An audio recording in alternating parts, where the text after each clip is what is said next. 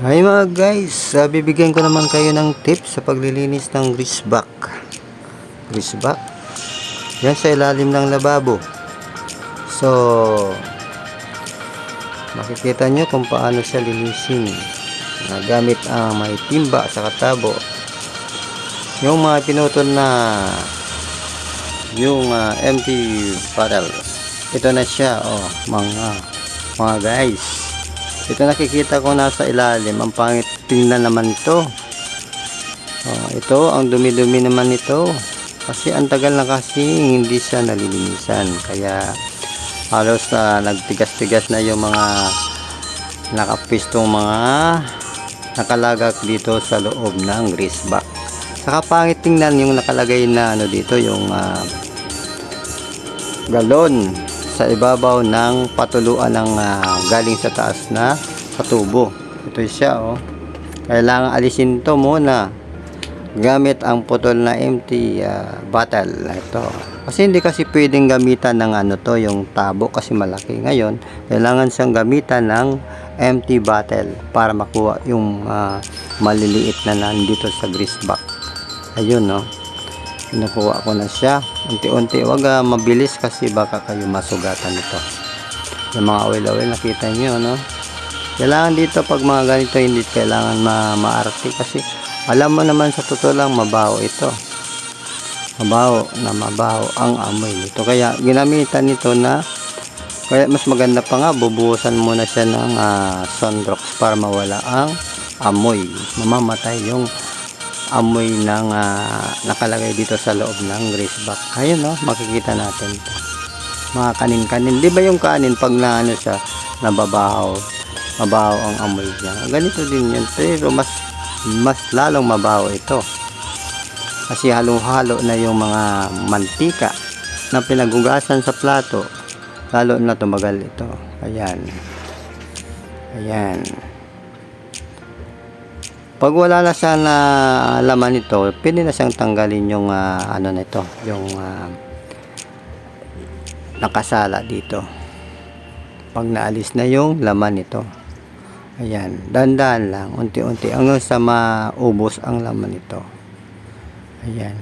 Mamaya aalisin ko yung nito, nakaharang na stainless dito para kahit papaano, madali, kahit tabo, pwedeng gamitin dito. Ayan. Kitang-kita naman natin na sobrang dumi talaga. Kaya sa mga gustong magpalinis nito ay nandito, available talaga ako. Mura lang naman sa pagpapalinis. Abot kaya lang naman sa bulsa. Ayan. Kasi part-time ko, minsan part-time ko din naman ito. Kasi yan talaga ang pinaka-content ko sa paglilinis. Ayos. Ayan.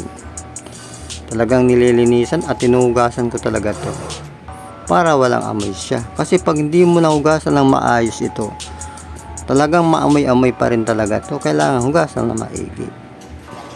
Ayan. Kita natin. Ayan. Unti-unti lang hanggang sa maubos yung mga laman nito. Ayan. Dahan-dahan lang, wag mabilis para hindi masugatan.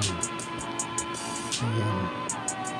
Kasi umabot ng puno yung ko dito, puno yung maliit na drum ko. Tapos pinalitan ko na yung kaninang nakikita natin na yung nasa galon na binutasan. Ang pangit tingnan kasi ito ang pinalit ko sa doon, yung nilagyan ko ng TBC siya para maganda naman siyang tingnan. Tapos nilinisan ko siya, tinalian ko lang siya ng alambre kasi pag lang siya goma baka malaglag ito, kaya alambre na lang ginamit ko. Tapos sinabon ko ng sinabon siya, pas binuksan ko ang gripo para maano yung loob. Saka tinanggal ko na yung nakaharang dito. Ayun. Kailangan hugasan ng maigi na may kasamang sabon at Sunrox para mawala ang amoy nito. Ito, itatapon ko na tong galon na to. Ang pangit naman kasing tingnan na may nakalagay na galon dito.